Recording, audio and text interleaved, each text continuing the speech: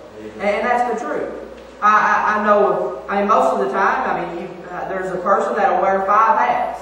You know, they've got so much to do. But the problem there is we're trying to do so much, and working.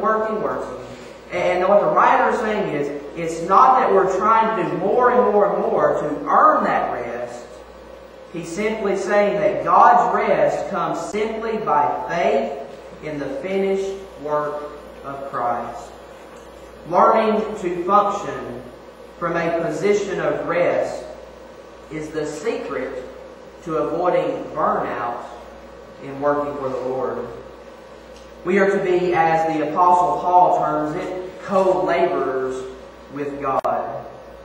And I want to give you a closing illustration. John Phillips gives us a good illustration of what this means. So I want you to listen carefully. I'll close with this. A man is swept out to sea on a homemade raft. Under pressure of wind and wave, it gives every indication of instant dissolution. The man on board struggles desperately just to keep the raft afloat. His paddle, used repeatedly against the pounding waves, does nothing to bring him any nearer the shore. He looks up from his labors and sees a ship has come alongside. The crew throws him a line and invites him to come on board.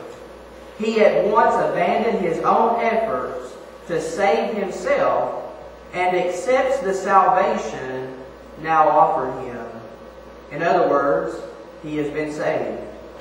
He paces the deck of the great ship with solid planking beneath his feet and massive engines driving that vessel on its way. In other words, his standing is secured, saved and secured. He is taken to the captain, who says, "Welcome aboard, friend." After some conversation, the captain continues, "And now we would like your help. We are short-handed. The cook could sure use some help in the galley. Would you be willing to help?"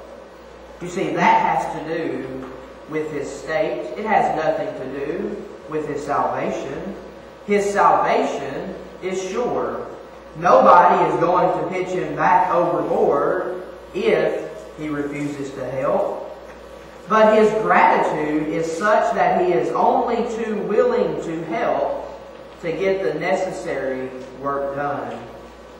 Helping out on board has nothing to do with his salvation.